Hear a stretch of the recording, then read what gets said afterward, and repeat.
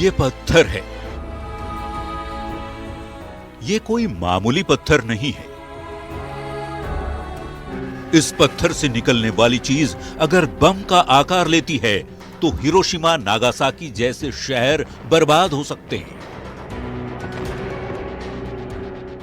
लेकिन अगर इसका सही तरीके से इस्तेमाल किया जाए तो ये लाखों घरों को रोशनी भी दे सकती है। इस पत्थर की यही खासियत इसे दुनिया में सबसे अनोखा बनाती है।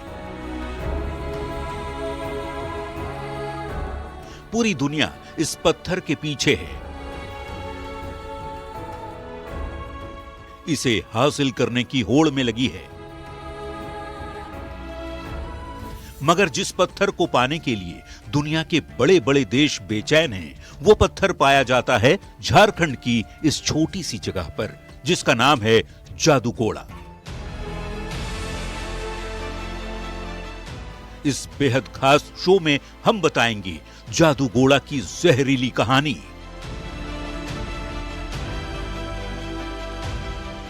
जादूगोड़ा का जहर।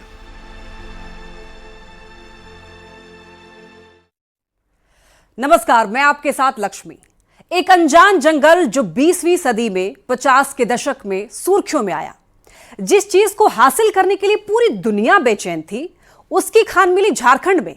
देखते ही देखते इस जगह का दुनिया की सामरिक ताकतों के बीच नाम लिया जाने लगा। खूब खुदाई हुई, भारत का नाम दुनिया भर में लिया जाने लगा। पर अब यह जगह बर्बादी की कब्रगाह बन गई है। आखिर क्यों? देखिए न्यूज़ 18 की इस बेहद खास रिपोर्ट में।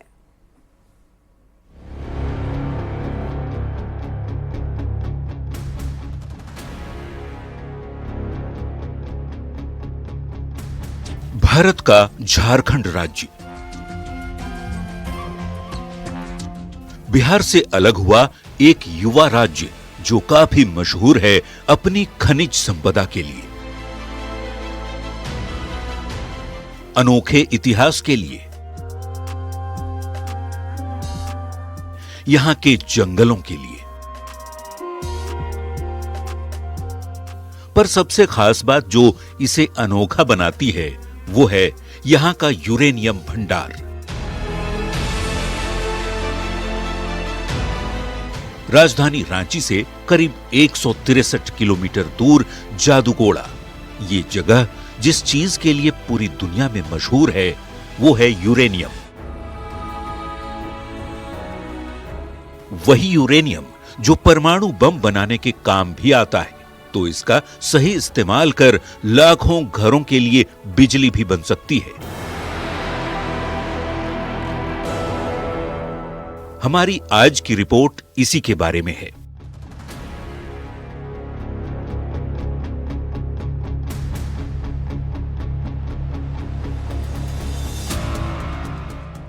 झारखंड के पूर्वी सिंहभूम जिले की एक छोटी सी जगह जिसे जादूगोड़ा के नाम से जाना जाता है। यहां पर यूरेनियम खदान है। इसकी खोज साल 1951 में हुई थी। जादूगोड़ा खदान भारत के परमाणु रिएक्टर्स को ईंधन देने के लिए आवश्यक कच्चे माल का 25% तक उत्पादन करती है। पर यह खदान विवादों से ग्रस्त है। यहां पर साल 1967 से खनन चल रहा है। विशेषज्ञों का दावा है कि इसी वजह से खदानों के करीब 10 किलोमीटर परिधि में आने वाले गांव के लोगों पर रेडिएशन का साफ असर दिख रहा है।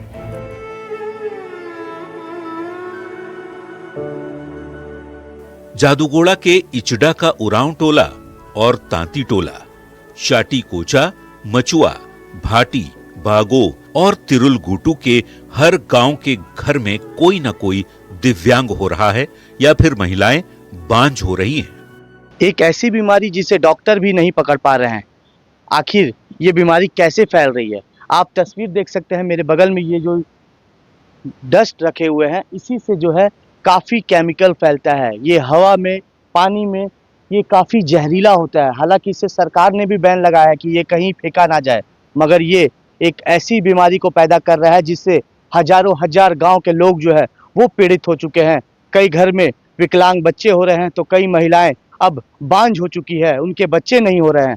मगर अब देखना यह है कि क्या इस खबर के बाद सरकार कब तक इस पर गंभीर होती है और कब तक इस जो पीड़ित गांव के लोग हैं उससे इस समस्या से निजात दिया जाता है।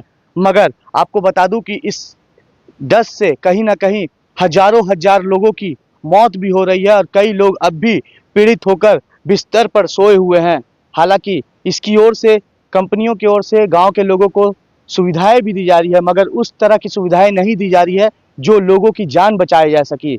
अब सरकार और प्रशासन इस पर क्या कुछ कार्रवाई करता है वो तो आने वाला समय ही बताएगा।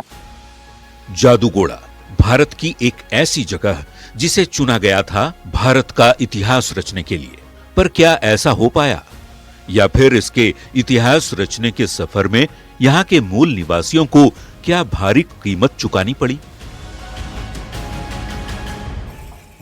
आखिर क्या है सच्चाई?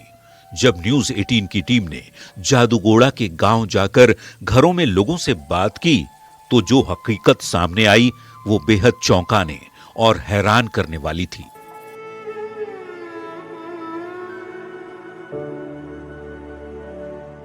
पर्वत पत्रो जादूगोड़ा के मूल निवासी हैं। बताते हैं कि अचानक से कुछ साल पहले उनका पैर मोटा हो गया, जिससे उन्हें चलने में काफी परेशानियों का सामना करना पड़ता है। कई डॉक्टरों को दिखाया, कई तरह की दवा खाई, मगर बीमारी का पता किसी डॉक्टर को नहीं लग पाया। यहां हर घर में किसी न किसी को अलग अलग बीमारियां कुछ सालों से होती जा रही हैं। कहते हैं इलाके में बढ़ते प्रदूषण और दूषित पानी पीने से ऐसे हालात पैदा हो रहे हैं। करीब करीब 10-15 साल हो रहा है। डॉक्टर को दिखाए थे?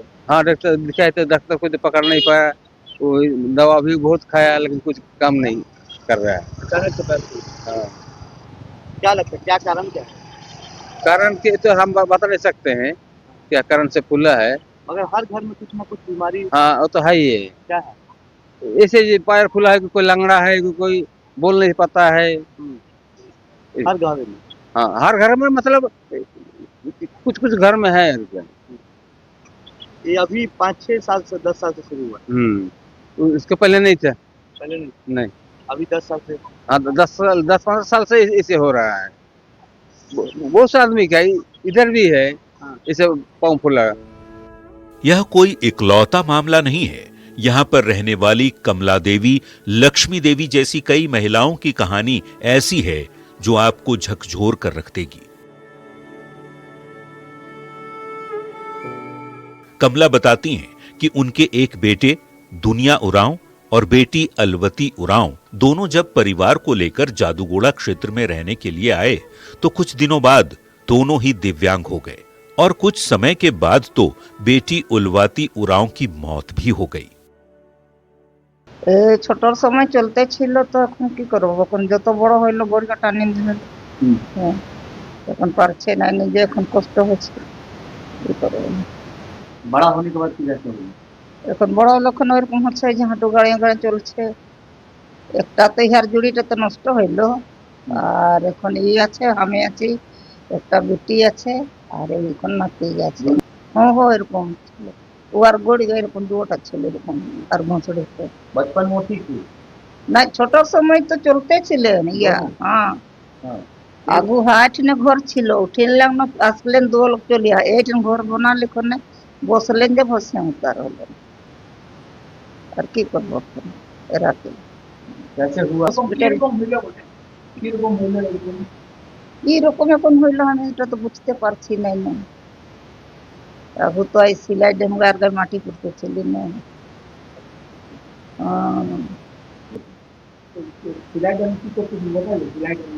ও আমরা গরিব লোক তখন ছিলি না, আমরা তখন এখন সে চাচা নাগায় কাম করছে, বাপের বাপটা পাইলো, ওখানে বাপেরও নকরিটা মিললো। আগে তো বহুত কষ্ট ছিল আমাদের, ওখানে খাটতে ছিলি, মাটি কুড়া কুড়ি গ্যাস গ্যাসে দিয়ে কাম করতে ছিলি। সিলাই ডেমের যে কেচরা গাছে না এবার সরকারি বহা করাইলো, ইয়ে না দিয়া করলি, ये काम করেছিলি। तो आप ही का दुनिया না এই তো ছোট বড়টা ছিল তখন। হ্যাঁ, জানতেই পারলি না কেমন যে হলো না, কি করে জানলি? हाँ हाँ, पहले तो हम उस साइड रहते थे तब सब ठीक है था। फिर इनको चला उला के यहाँ लाया, यहाँ लाएगा, फिर यहाँ बैठा उठा तो फिर यहीं पर बैठे बैठे रह गया, फिर उठे नहीं, विकलांग रह गया। कौन एक कौन?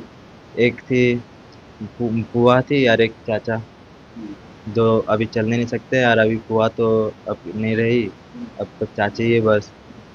हुआ क्या नाम? बुआ का नाम तो अलवती था, अलवती उरांव। तो क्या दादी क्या बताती, बचपन में लोग ठीक थे? हाँ, बचपन में सब ठीक थे, उधर से आने टाइम आया, यहाँ शिफ्ट हुआ, उसके बाद ये लोग ऐसे हो गए। पहले तो उस घर के मतलब गांव अंदर साइड रहते थे, इधर शिफ्ट होने के बाद ये ऐसे हुआ। पर्वत पत्रों हो या फिर कमला उरांव जैसे ग्रामीण, जादूगोड़ा के रहने वाले ऐसे कई लोगों की आप बीती सुनकर आप भी चिंतित होंगे, मन विचलित हो जाएगा। यूरेनियम के खदान वाले जादूगोड़ा के रहने वालों का जीवन रेडिएशन के जहर में तिल तिल कर घुलता जा रहा है और कई परिवार इसकी चपेट में आ चुके हैं। कुछ ऐसी ही कहानी है लक्ष्मी और चंद्रशेखर की भी।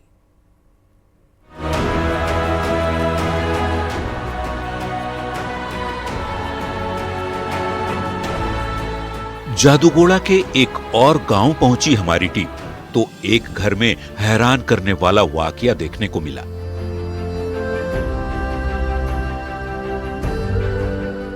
यहां रहती हैं लक्ष्मी नाम की एक लड़की।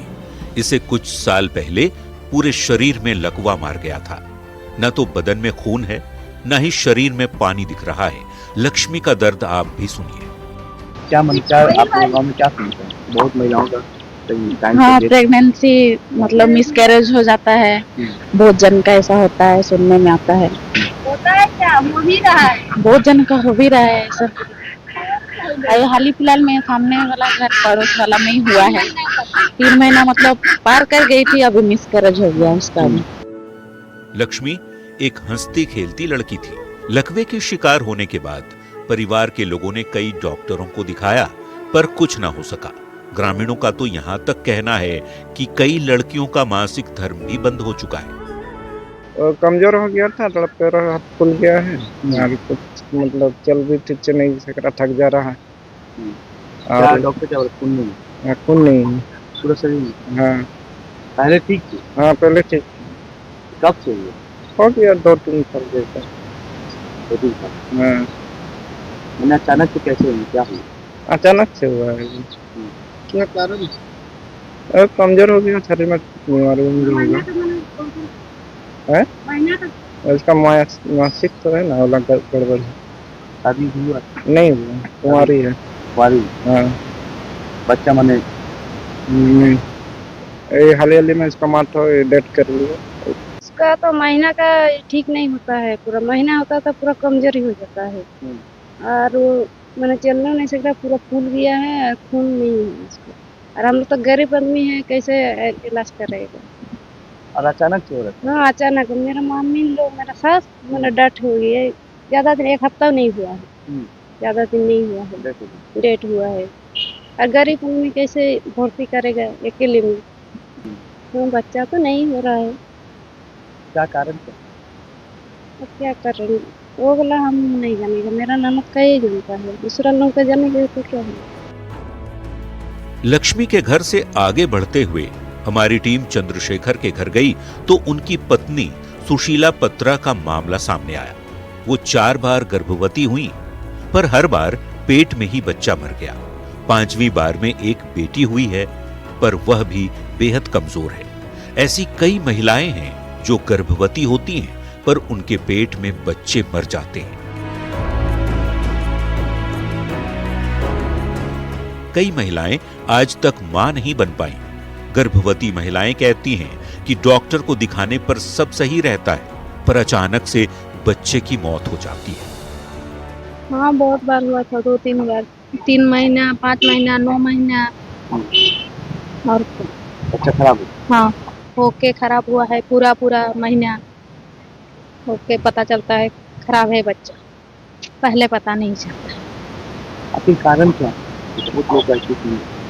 कारण पता नहीं है। डॉक्टर तो जब चेकअप करता है कि सब ठीक है, नॉर्मल है, फिर बाद में पता चलता है लास्ट में बच्चा प्रॉब्लम में है।